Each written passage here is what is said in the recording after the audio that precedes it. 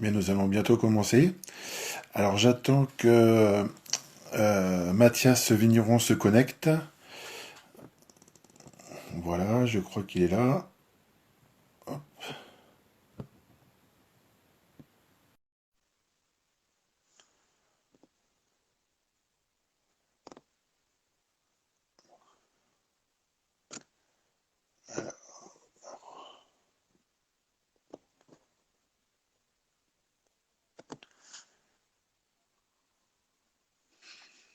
Alors bonjour à tous ceux qui nous rejoignent.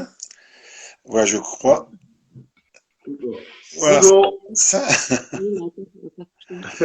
Faut juste rebouger le téléphone. Voilà. Tu faisais du yoga, non?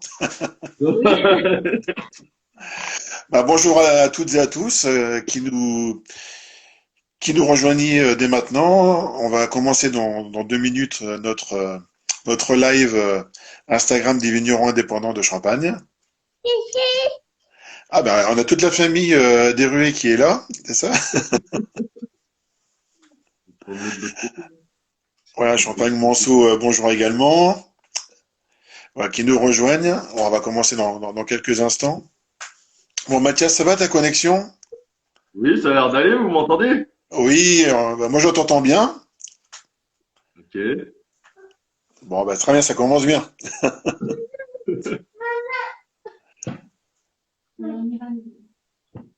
Ok, très bien. Bah écoute, je te propose de commencer. Donc bah, bienvenue à toutes et à tous.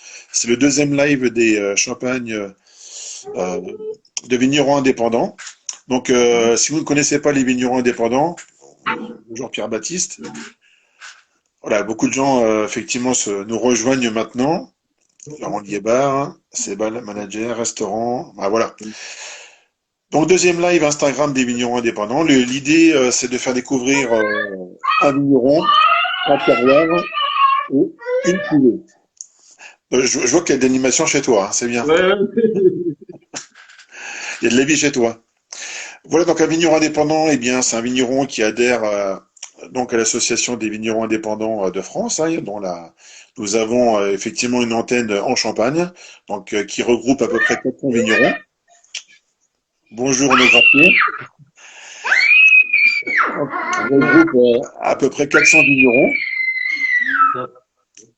Voilà, donc l'idée c'est quoi? C'est de travailler sa vigne, travailler son vin, de le commercialiser, et puis bien sûr, comme tout passionné qui se respecte, hein, de transmettre sa passion, la passion de son métier, donc aux clients et aux gens qu'il rencontre et à qui ils font partager donc leur belle création.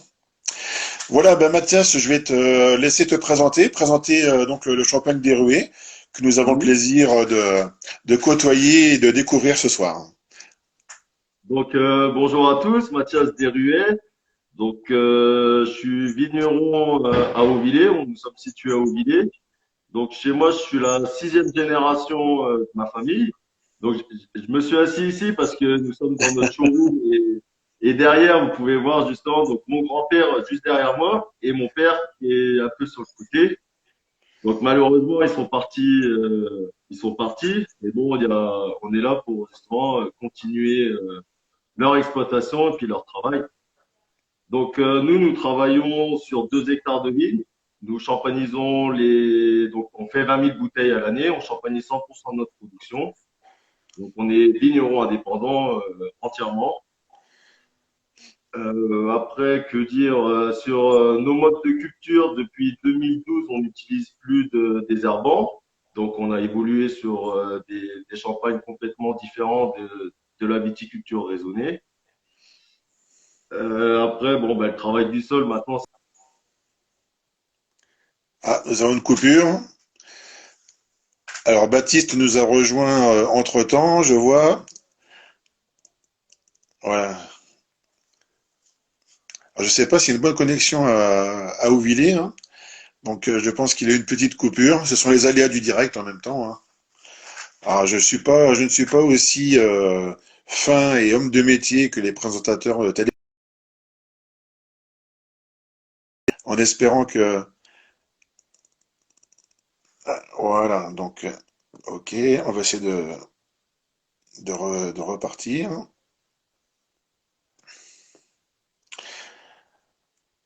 Ah, bonjour Christine et Vincent Champagne que Oui, Sévigno qui nous rejoignent également. Revoici Mathias.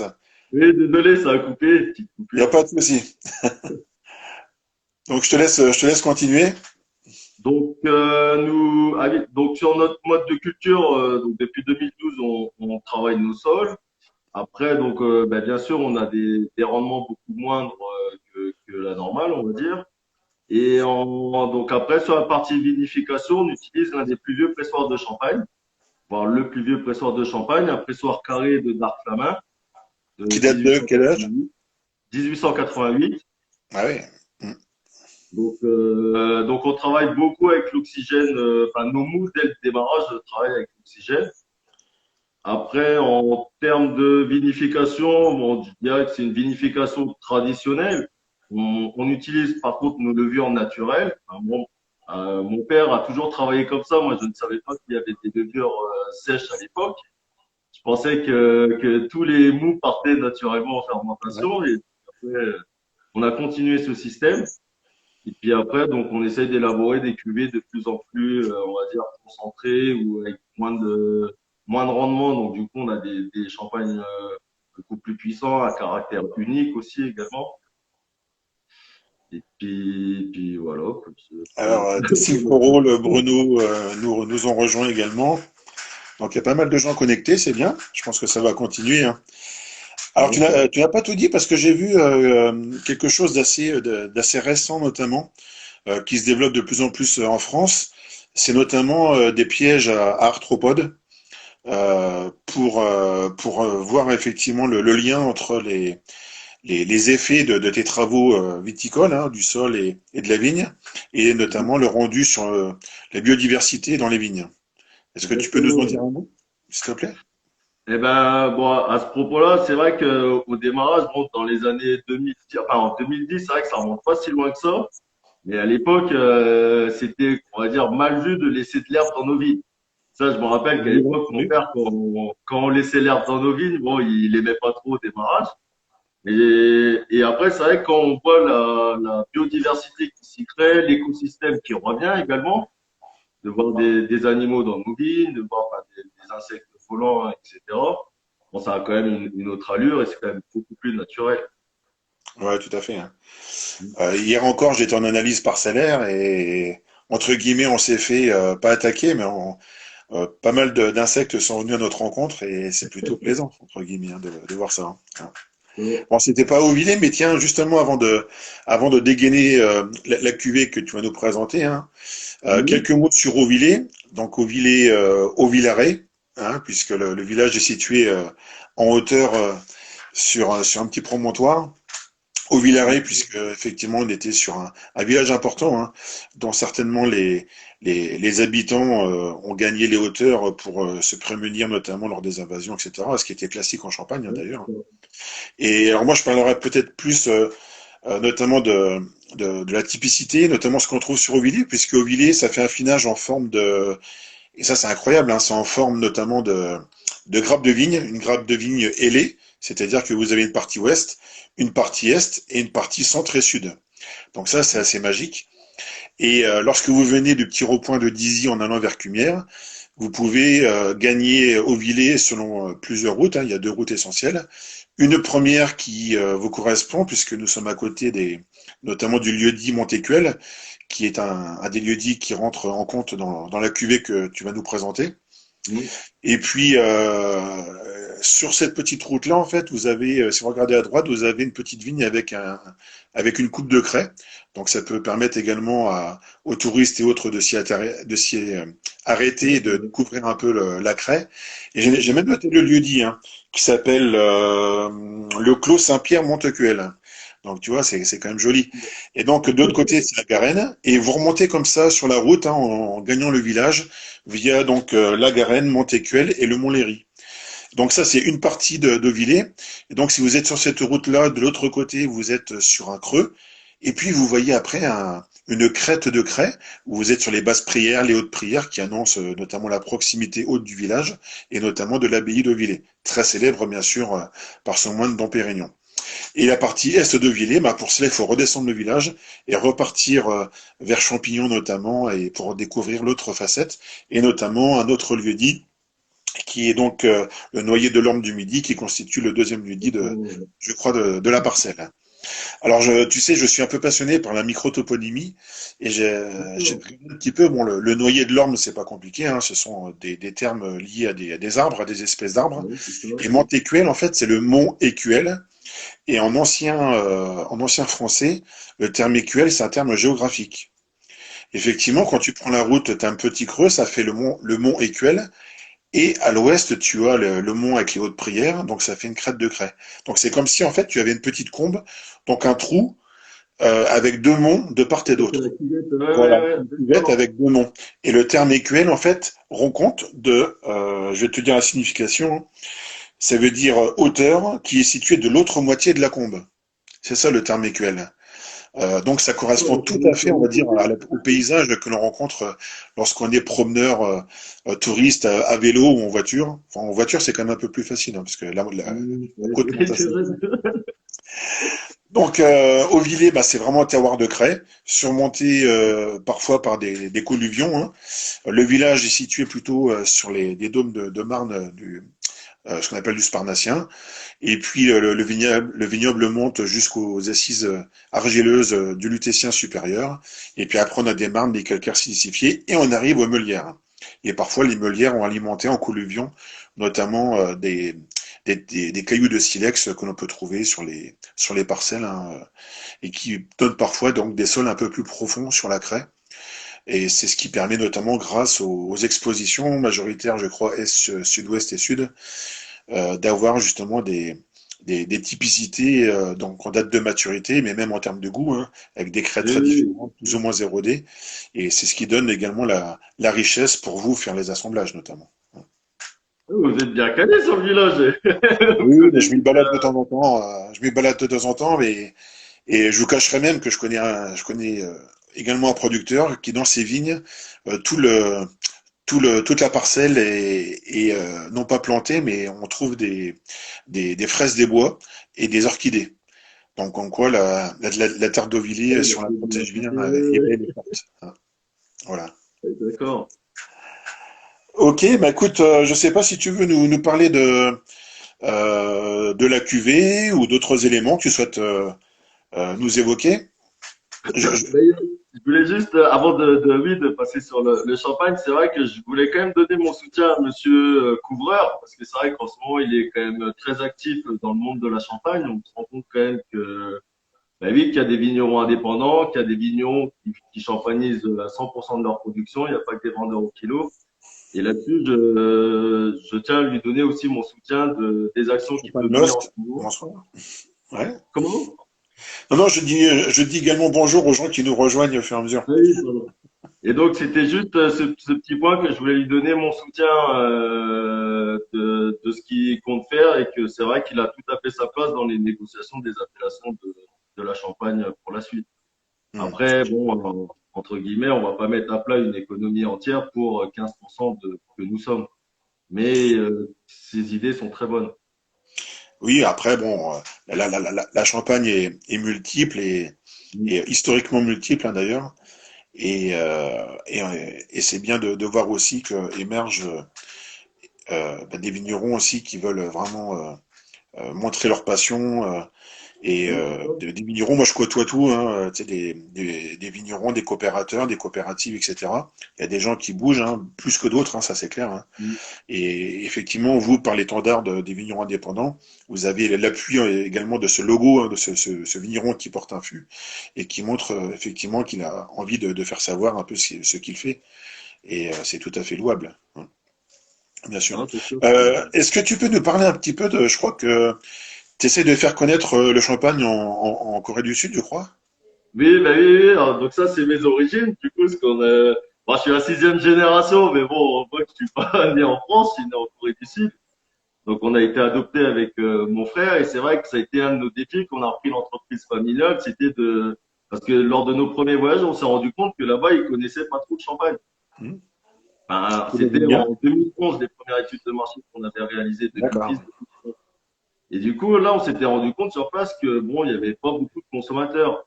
Et là, maintenant, 10 ans après, on peut voir que ça s'est expansé. Et ça, bon, c'est vrai qu'on peut pas le reprocher. C'est quand même grâce à toutes nos grosses maisons de champagne qu'aujourd'hui, le champagne est implanté en Corée du Sud. C'est pas nous, vignerons indépendants, avec nos moyens, qu'on aurait pu faire une consommation comme telle aujourd'hui. Mais c'est vrai on a voulu faire connaître nos expériences qu'on a vécues en France, on a voulu les transmettre en Corée. Et donc mon frère aujourd'hui est basé en Corée du Sud. Il a un beau job lui là, il apprend en coréen à boire le vin. Bonjour, bonjour Aurélia et Quentin qui nous ont rejoints également. Bonjour. Mais ça, c'est formidable, hein. C'est un peu un bâton de pionnier aussi, hein, d'aller faire découvrir et aimer le champagne aussi Mm. dans ces belles contrées, hein, c'est clair, hein. Et puis bon, c'est sûr qu'à l'époque, bon, c'était dans nos débuts, enfin dans nos débuts quand on prenait l'entreprise familiale. Et c'est vrai que c'est quand même, on a pu faire toutes ces études de marché, ces déplacements, ces salons, grâce aussi à la région qui nous ont soutenus à l'époque, Mhm. qui nous ont quand même aidés à.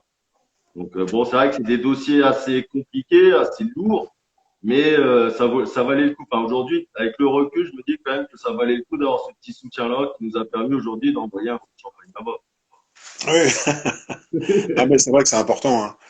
C'est Mm. important, on ne fait rien seul et c'est important d'aider les producteurs entre guillemets de petite surface, hein, Ouais, notamment à gagner l'export et les aider, hein, s'ils le souhaitent, bien sûr, de faire la promotion de leur vin, hein. mm.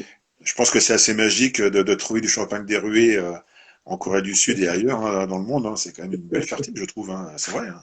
Parce que c'est aussi un travail de fond, hein, faut le dire aussi, hein. Ouais, C'est c'est pas pas donné à tout le facile. monde de faire de l'export et c'est un gros travail, beaucoup d'investissement. Et effectivement, les vignerons peuvent avoir éventuellement des aides ou en tout cas, Mm. faut provoquer aussi quelquefois un peu la chance et le business, mais il y a des belles choses à faire à l'export, hein, c'est une évidence, hein. Ah, disons que c'est pour nous, vignerons, enfin, on va dire, c'est des marchés qui, justement, comme Monsieur Couvard a dit, le problème, c'est que nous, on est obligé de valoriser nos bouteilles au fur et à mesure des années à cause des baisses d'appellation. Et du coup, c'est que sur ces marchés-là qu'on va pouvoir vendre des bouteilles à plus de 15-16 euros. Parce qu'en France, ça commence à être Oui, alors bon, ça c'est un un long débat. sujet, hein, voilà, le marché français, pour moi, il est pas du tout atone et autres, hein. On a juste un souci de distribution, hein, pour les vignerons, hein, de visibilité, hein, pour moi, hein. Oui, c'est vrai que, Bon après c'est un autre débat, hein, on va dire ça.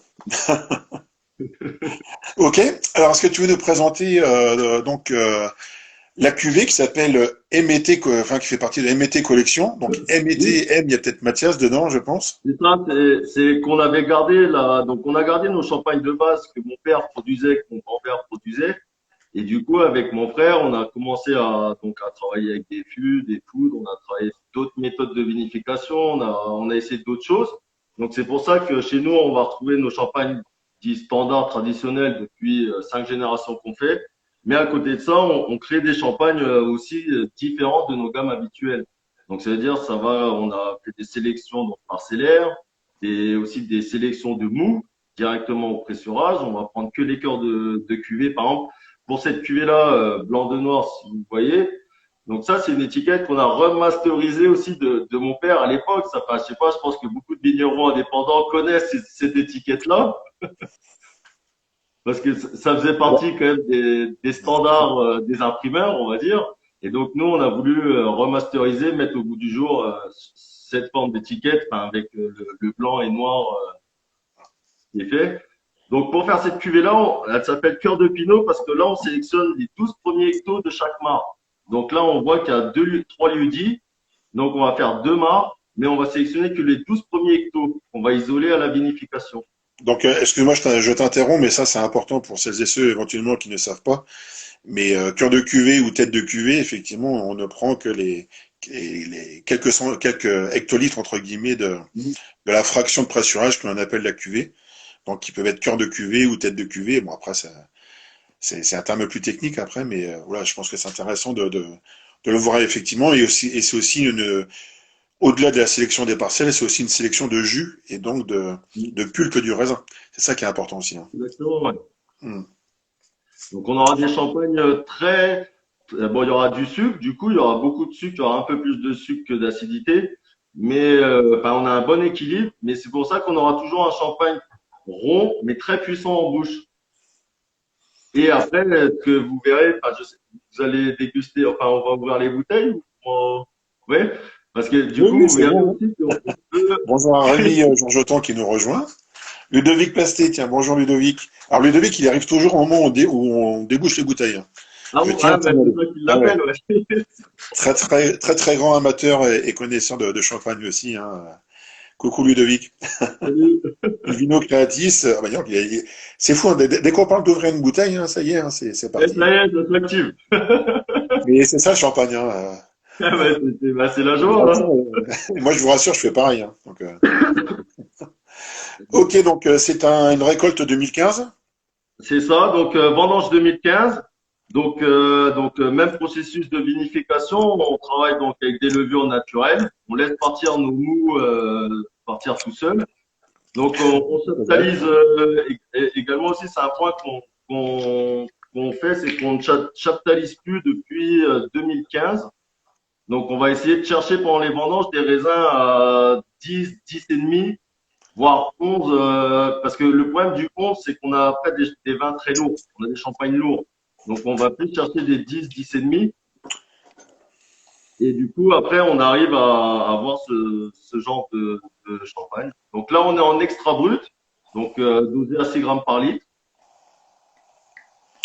Donc je sais pas si vous voyez, hein, je suis en train de servir.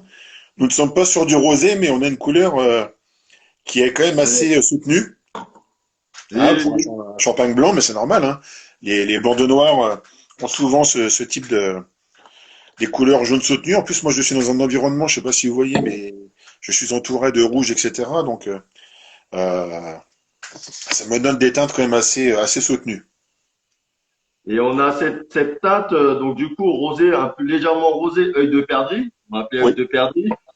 Du fait déjà qu'on n'utilise pas de filtration serrée, enfin, de pectine, etc. On n'utilise pas de produits chimiques chez nous. Et aussi le fait de sélectionner des vieilles vignes, des très vieilles vignes. Et ça, on a pu remarquer cet effet-là depuis nos enherbements. Depuis qu'on enherbe, qu'on fait des récoltes à 10, 11 000 kilos, avec des vignes de plus de 35 ans, on se rend compte qu'au pressurage, on extrait beaucoup plus de matière colorante que dans des raisins traditionnels, on va dire. Et donc, c'est grâce à ça, parce qu'on pourrait dire que c'est des tailles. Les tailles, souvent, sont très colorées et Oui. tout. Alors que là, c'est des cœurs de cuvée qui ont cette couleur-là. Champagne Jacques Picard nous rejoint également. Bonjour. Donc, santé, hein. Santé à tout le monde. Alors, on va essayer de décrire un peu le champagne, hein. Bon, je vois que tu l'as pris en bouche, hein, donc bah, je vais boire à ta santé. Il y a celles et ceux qui nous rejoignent également, hein. Alors, avec modération, on n'est pas la télé, Bien mais bon, sûr, hein. bien sûr.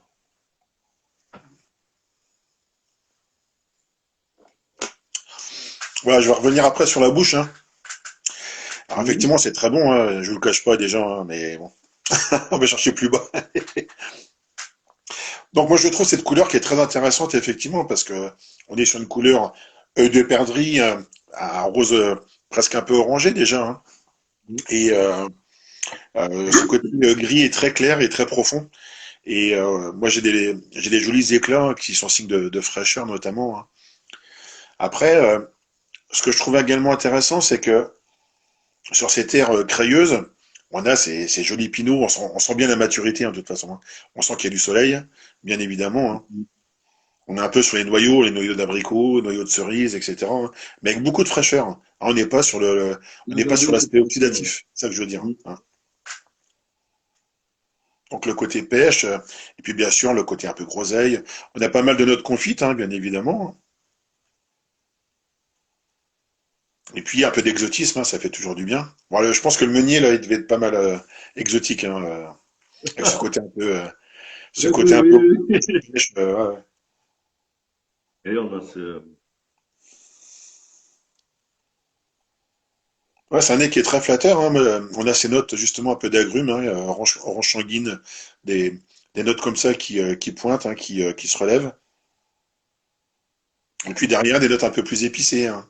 On voit qu'on a quand même des pinots qui ont du caractère, hein, qui ont de la Mm. fraîcheur, mais beaucoup de caractère, hein. Et ça, même au vendange, enfin, quand on goûte le raisin, on sent, enfin, on le sent justement, on le sent. Enfin, c'est là qu'on décide de le couper, parce que c'est pareil aussi, c'est une chose qu'on a mis en place, c'est qu'on vendange nos raisins le matin et on les pressure directement. Et donc, on fait qu'un marc par jour chez nous. On laisse pas du raisin traîner sur les quais ou autre chose. C'est qu'on va récolter, donc on attaque à 7 heures, à 10 heures on a notre marc et à 10 heures on presse.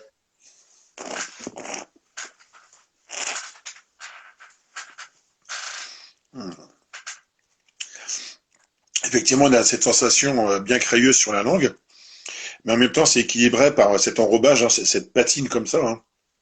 Mm, mm. Cette patine fruitée, hein, qui amène à la fois un côté enrobant, gourmand, euh, et puis en finale, on a cette petite virgule fraîche, hein, qui redonne, voilà, qui redonne de la longueur. Ah, ça y est, Ludovic a soif. Mais moi Ouais. aussi, hein, j'avais soif, hein. Là, Et t'as la réglé le cuvée, plaisir en tout cas. hop, ça soit.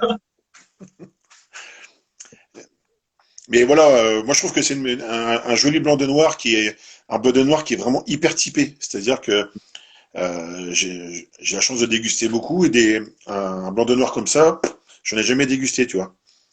Donc ce Ouais. côté un peu vineux, mais toujours dans la fraîcheur. Et puis avec un aromatique presque de rosé, mais de blanc aussi, tu vois, de pinot de caractère, de pinot frais aussi. On a vraiment l'impression d'avoir beaucoup de nuances. Mais je pense que le côté Montecuel doit jouer beaucoup. Parce que si tu regardes un peu le lieu-dit, hein, parce que le lieu-dit, il y a Montecuel, mais Oui, il y a oui, beaucoup de choses à Montecuel. Et vous, vous êtes quand même sur une partie qui voit aussi un peu le vent et qui, je pense, a une craie un peu altérée. Donc, vous devez avoir de la craie blanche, de la craie grasse, de la craie rocheuse, etc. Et je pense que les pinots noirs doivent s'en donner à merveille, hein. En tout cas, ils prennent bien le soleil, hein, ça c'est sûr, hein. et du fait qu'on utilise justement des levures naturelles, c'est ce qui va se donner ce caractère vraiment Mm. authentique et unique de notre maison. C'est ça qui Voilà, fait tout, la précision, hein. Ouais. Parce ça, que le secret de tous les ouais. vignerons indépendants. Donc. Ouais, non, mais de toute façon, les levures indigènes, alors c'est vrai qu'on en parle, hein, alors après ça se maîtrise ou ça se maîtrise pas, hein, mais dans les domaines qui maîtrisent entre guillemets ce type de vinification, bah, généralement les vins sont quand même beaucoup plus précis, notamment sur les finales, donnent des finales qui sont beaucoup plus dans l'envergure et dans la longueur, avec des Exactement. fraîcheurs émanantes qui sont pas liées à l'acidité, hein. Donc ça c'est quand même quelque chose de singulier, mais c'est vrai que tout le monde. J'en parlais hier avec un vigneron, hein, il hésite aussi à se lancer, hein, c'est pas évident. Faut quand même avoir une cuverie un peu particulière, et puis quelquefois, t'as quand même. Si tu n'as jamais vu de cérévisier, bon, elle arrive aussi, hein, quelquefois, elle termine les fermentations, hein, mais bon, c'est Bah, comme, dans tous les cas, dans les vins, ça se ressent quand même, hein, je trouve, hein. ouais, c'est vraiment ce qui va faire la typicité. Enfin, moi, c'est ce que je vous ai dit au début. C'est au début, je savais pas. Enfin, moi, j'avais appris la théorie à l'école, mais quand en voyant mon père faire, bon, et un jour, une fois, il y a l'œnologue conseil qui était venu passer, qui nous dit, bah, vous mettez pas de levure. Je fais, ben, non, on met pas. Enfin, moi, on a toujours laissé partir. Il me dit, bah, c'est dangereux, quoi. Enfin, là, il m'a expliqué, justement, c'est lui qui m'a expliqué les indigènes, pourquoi on met des LSA, etc. Du Mhm. coup, bah, en mémoire de notre famille, enfin, j'ai toujours voulu garder ce système-là. Après, c'est vrai qu'il faut une cuverie quand même très hygiénique. Il faut faire attention quand même, comme tout vinificateur, il faut faire attention à l'hygiène, bien nettoyer, rincer, etc. Bonjour Olivier77 et Yogan Wine qui nous rejoignent. Santé. Alors, tiens, pour Yoga and Wine, hein, ça peut être très intéressant. Alors, après, je ne sais pas s'il faut être vraiment hyper souple. Moi, je l'étais quand j'avais un certain âge. Je le suis un peu moins maintenant. Mais je trouve que c'est formidable pour tout ce qui peut éveiller les sens. Bonjour. Tout ce qui peut éveiller ou réveiller les sens et les optimiser, de toute façon, est bon à prendre, hein. Je compatis également. Je vais le faire avec le verre, hein. Les deux mains, les deux mains jointes, hein. C'est une forme de yoga aussi, hein. Ouais. C'est la meilleure Champagne. méditation, ça. Être boire un champagne. Mais là, effectivement, je pense que les meuniers et pinot noir, même si tu as une touche de meunier, hein, mais les pinot noirs ont quand même beaucoup de caractère et beaucoup de fraîcheur. Ça, c'est quand même assez impressionnant, hein. Et beaucoup de délicatesse, hein. Cours accessible à tous, pas besoin d'être souple. Ah bah je suis sauvé. Voilà.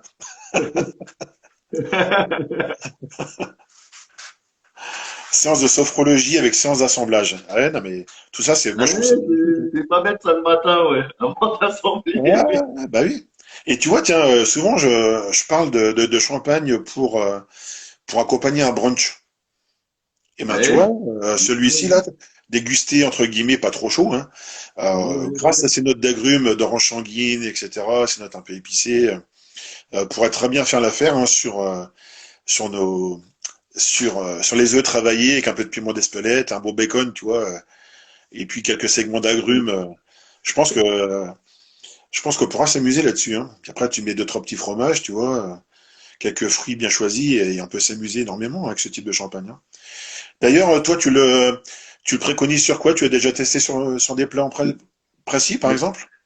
nous, on le préconise ben, pendant les repas. C'est vrai que c'est un champagne plus de repas.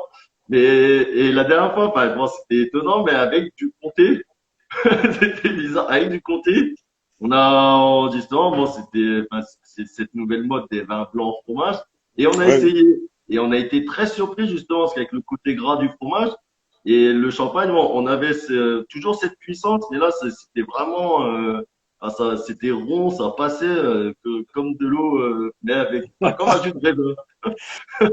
alors moi j'ai une petite suggestion, c'est de te procurer de la mimolette. Donc Ouais, mimolette jeune et mi-vieille, surtout pas de la trop affinée, hein. Mimolette jeune d'accord. et mi-vieille, tu coupes des copeaux comme si tu coupais des copeaux de parmesan, tu vois, et Ouais, tu les mâches délicatement et avant d'avaler, tu prends ton champagne en même temps. Et à mon avis, tu vas voir des odeurs de pêche comme ça qui vont exploser dans le palais. d'accord. J'ai déjà fait, hein, ce type de dégustation et c'est absolument pharaonique la puissance aromatique que tu peux dégager avec ce type de rosé, hein. Ah bon, on va essayer. Et Ouais, puis, ben, ceux qui viendront des vignerons indépendants qui nous auront vus pourront venir en caveau, on fera déguster si vous voulez. Il n'y a pas de problème, on va acheter la violette, on va essayer, ouais.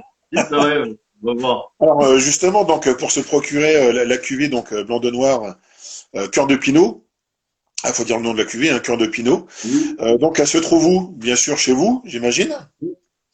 Et on peut la trouver où? Eh ben, on peut la trouver au Brésil, en Nouvelle-Zélande, en Corée, en Suède, au Danemark. Après, Et en ouais, France, c'est chez nous. c'est chez vous. C'est chez nous. Et on Les vous places accueillera avec grand plaisir. Alors les fromages de la région, bien sûr, le langre par exemple, avec ce type Ouais, de champagne. ouais, Alors le langre, bien sûr, sans affinage au marc, parce que le marc va ouais, c'est ça. un peu casser le champagne, mais un langre sorti un peu du réfrigérateur avec cette cuvée sera très bien également, hein. Bien sûr, hein. Ouais, ouais, ce côté, ouais, crémeux. Mm. Ouais, ouais, tout à fait, hein.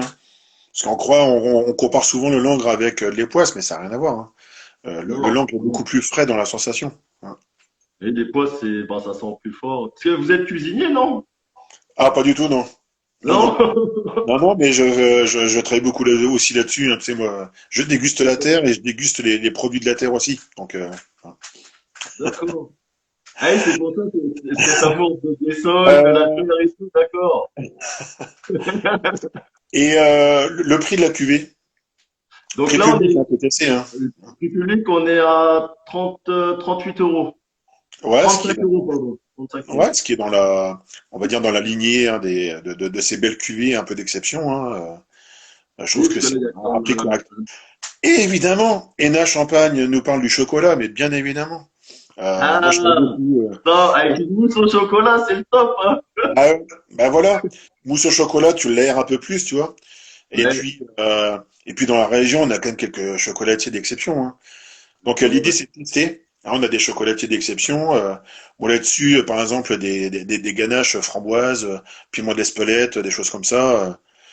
Ce qu'il faut, c'est avoir Oui, des chocolats fins qui craquent et qui fondent rapidement et sans amertume. Et une fois qu'on a ça, ben, on peut déguster des vins qui sont pas trop dosés et qui ont des beaux arombages de fruits et des belles précisions, comme c'est le cas de ce cœur de Pinot. oui. Je vais te poser une colle. Ah, est-ce que tu connais la poésie de Suzanne Deruet? ah bah oui, C'est vrai, tu la connais je la par connais cœur? pas par cœur. Mais Ah, comment vous la connaissez, vous? ah, mais moi, tu sais, je suis un vieux briscard, hein, donc je suis un Ah vieux oui, vous briscard, avez je été suis un vieux cultivé quand briscard de la même, alors. Champagne. En plus, je trouve que c'est magnifique pour parler Ouais, de de ce notre premier village, cru ouais. d'Auvillé.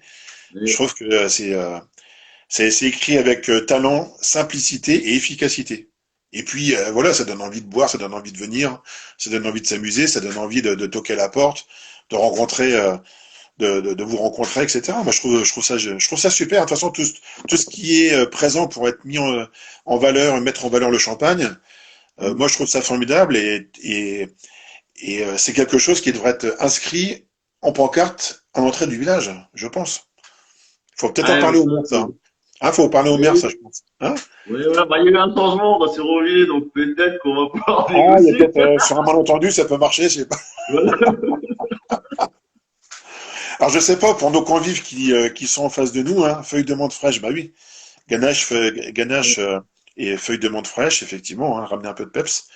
Et d'ailleurs avec cette cuvée, hein, on peut partir sur la menthe fraîche coupée finement ciselée. Attends, je vais essayer de faire le truc.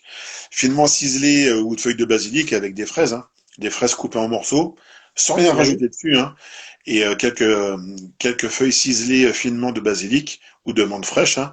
Ça peut réveiller le côté crayeux du champagne et renforcer la persistance aromatique et fraîche, notamment dans le palais. Hein. Effectivement, ce sont des bonnes idées, hein, complètement. Hein. Il faut, avec les champagnes, on a la chance d'avoir des champagnes qui ont des caractères très différents, et il faut oser les occasions de consommation et les occasions harmoniques avec les champagnes. On n'en parlera jamais assez, hein, mais je- on a la chance que la grande partie de la clientèle, ou en tout cas même des prospects, ne connaissent pas le champagne. Donc on a tout à montrer. Moi je trouve ça génial. On a tout à dire, on a tout à montrer. Et je pense que ce type de champagne fait partie des produits qui nous le montrent bien. Et avec lequel on peut avoir beaucoup d'argumentaires, euh, avec lequel on peut passer une bonne soirée, ou un bel apéritif, ou une belle après-midi. Moi, je me verrais bien, tu sais, beaucoup de photographes me prennent en photo le Cumière depuis le point de vue sous les bois là à Auvillers. Moi, Mhm. je pense que cette saison, ça peut être pas mal, hein, Ah, avec un bah. peu tout ce qu'on a dit.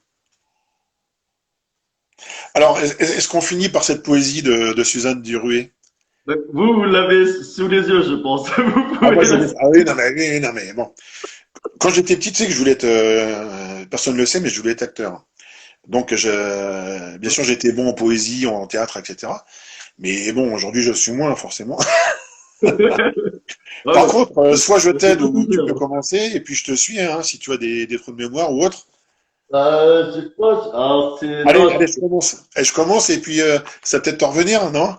attendez, attendez. Maintenant, on a Internet, hein. Voilà. Je vais la retrouver. Mais c'est vrai Et qu'elle est belle, cette poésie, ouais. voilà, je vais dire les premiers vers, et dès que tu le trouves, tu continues, d'accord? Ok, d'accord, ça marche. Ok. Alors, au flanc de la colline, le village est niché. Alors, pour celles et ceux qui nous rejoignent, hein, c'est pas une dictée, hein. C'est juste une œuvre d'art. Hein. Donc, familiale de la maison des Ruées, quand même, faut le dire.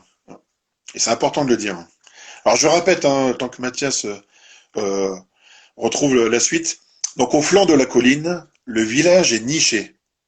Mondialement connu, c'est à n'en pas douter, à son moine prestigieux, le bon Dom-Pérignon, habile célarier, qu'il doit son grand renom. Ah, déjà, ça, c'est magnifique. J'ai presque une Mais, larme qui me coule à l'œil. Hein. Oui. Tu continues? Non. allez. Et donc, c'est du nord au sud, de l'est aux Amériques, que l'univers entier, d'un élan magnifique, glorifie le champagne, ce vin béni des dieux. Buvez-en, mes amis, vous vous sentirez mieux. De ce divin breuvage, la mousse pétillante, de l'esprit champenois et l'image vivante. Adressez, croyez-moi, une aimable pensée à ce charmant village qui a un nom au Villet. Je pense que tout est dit. Hein. Amen. Qui te dit, bah, vous voyez, hein, je pense que maintenant il faut courir, rencontrer Mathias et le reste de la famille, hein, parce que oui, c'est des gens sympathiques. Moi, je te vois depuis tout à l'heure, tu as le sourire aux lèvres. Bon, après, tu dégustes ton champagne, hein, je le comprends aussi, hein, tu vois, moi aussi, hein, de toute façon.